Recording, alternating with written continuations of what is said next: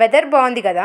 ఈ వెదర్ని చూసి మురిసిపోతున్న నాకు రియలైజేషన్ ఏమైందంటే నేను బట్టలు బయట ఆరేసాను గైస్. Two sad. కానీ ఏం చేయాలి, ఎట్లా తీయాలో తెలియదు, ఎందుకంటే ఆఫీస్లో ఉన్నాను కదా.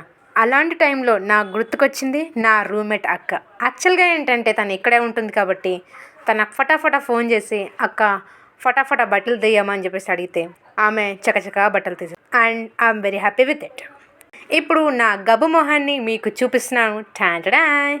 యాక్చువల్గా గైస్ 6 గంటలు ఓకే నో 6.5 hours పనిచేసి నా మొహం పాసిపోయిందనమాట. దీని మొహాన్ని తుడుచుకోవాలి ఫస్ట్.